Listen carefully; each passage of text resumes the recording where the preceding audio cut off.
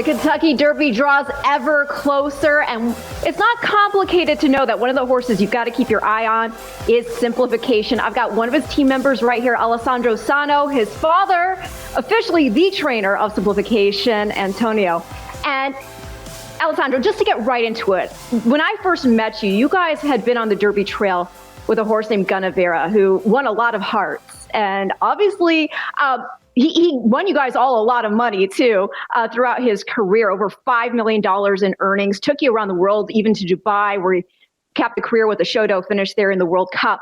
But when I first met you, you had just basically started a college, right?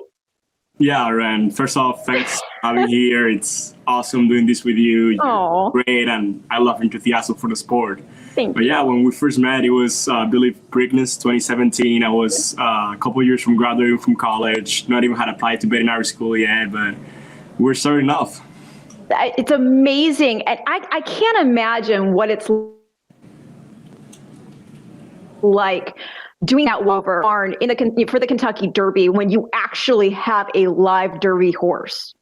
Yeah, it's the same feeling, or it's not even better than when Gunniberra, because when Gunniberra was our first taste of the Derby, our first taste of the Triple Crown, of how to get there. This time with Simplification, we had the race set for him. By the time he already had broken his maiden by 17 lengths, and that excitement was building up little by little, race after race. Mucho Matchman, Holy Bull, Fountain of Youth, capping it off with the Florida Derby. And the fact that we have a sound horse who hasn't even peaked yet on his top condition makes us really excited about the Derby. Well, what was also fascinating was in the Fountain of Youth, he had to go really wide, and thankfully the race had an incident during the course of coming around the turn. Thankfully, he was not involved in that at all.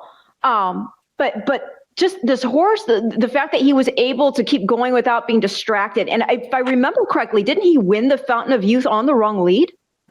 Yeah, Ren, that's something a lot of people have picked up on by the time he broke his maiden, by the time he won the Fountain of Youth. And you got to realize that in a Gulfstream, the stretch is really small compared to a lot of tracks, And mostly races like Holy Bull and Fountain of Youth, that is even smaller because they use the first finish line. But if soon as he passes the finish line, Jose has the time to calm the horse, and then the horse switches lead finally and they galloped out. He's been doing that calmly too and the works out, which is what we like, and we don't think it's going to be an issue moving forward.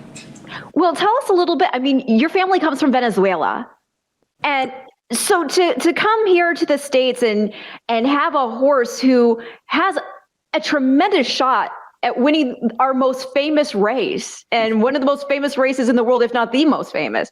I'm sure across the pond they would say the Upsom Derby, but I mean, obviously we're the home team here for the Kentucky Derby. What is that like for you from that perspective, the international perspective? Ren, unfortunately, what my father and my family had to go through in Venezuela back in 2009, and just knowing the fact that God was able to give us a second chance in life, both to my father and us as a family overall, and having migrated from Venezuela here with nothing on the pocket due to the situation we're coming out of, and now being on the stage that we are and possibly winning in such a big stage, it will be just putting the cherry on top, after overcoming those obstacles, those situations. And I would say that having my father alive will be the biggest success our family has ever achieved in our family's history, and definitely winning Derby will be putting cherry on top. Oh, for sure. And this horse, being the petty geek that I am, one of the things I also love, okay, so he's a son of not this time. He's out of a Candy Ride mare. And then her own mother, his grandmother, is a full sister to Hall of Famer Ashado. I mean, what a pedigree on this horse. So I'm guessing you don't have any concerns about him going the 1.25 miles. Correct. We're trusting that pedigree-wise. He has, what people look at these days, a stallion-making pedigree. Yes. Just Target had, just like we do, just like Epicenter has. And having a shadow in there in the pedigree does give him that stallion resume, And it's funny. I always said, if I had 100 mares of my own, I will breed 98 of them to Gunniberra, and then one of them to Daldin, and one of them to Not This Time. I think they're both very successful sires, and I believe they're going to be upcoming sires in the following years. Well, didn't you help with Gunnevera, narrowing him down on the short list? Yeah, that's correct. Gunnevera, it was kind of a select pick from the Keeneland September yearling sale from a Pedigree pick that we had made a couple of weeks before the sale. And then based on physique and stride of the horse and conformation of the horse, he ended up being one of the top pickers. And we were very happy that we were able to catch him for 16 and not for 100 or 200,000. That's amazing, right? So now we're going to go back to simplification again. And as you were talking, one of the things that's also very cool about this horse is he seems pretty dynamic, very tactical. We saw him change up styles in how he basically is attacking these races. We saw him actually go out there and try to press Classic Causeway, backed out of it. Then we have Pop the Cap all over him there in the Florida Derby. And he still perseveres. And then it was only until then White Barrio and Charge It came in stretch. But I thought it was a very gutty performance. You could tell he wanted to dig in and hold on to the end there. Yeah, Ren, I agree with you. And thank you for putting those kinds of words. He was a horse that when he broke the maiden, he didn't have the best of the starts. He came about 2 to 3 lengths off the pace. And then by the last 3-4 lengths, he just pulled away 17 lengths somehow. Then Mucho Macho Man, he won it wire to wire. And then Holy Bull was when we kind of discovered that this horse doesn't have to be in the lead necessarily to perform a good race or win the race. Javier did a really good job with him that day. Unfortunately, the starting gate wasn't up to us that day, and the horse had a bad start.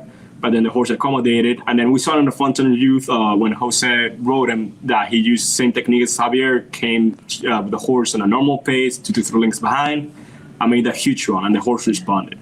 Then when we moved to Florida Derby, there was a fast speed duel between Classic Causeway and us. And then out of the nowhere, Papa Cap comes and is on the outside of us. So by the time Classic Causeway fits out, we have the lead, but Papa Cap is pressing the whole time. And Jose had to urge him a little bit. And the whole technique of that race was to see what kind of setup we'll be playing for the Derby in the following race. The Florida Derby for us was just a maintenance race. Obviously, winning would have been a nice grade one, but we want to focus on the main Kentucky Derby. And Jose tried a new technique, and for now, I think we're all going to stick together to something similar to the Fountain of Youth.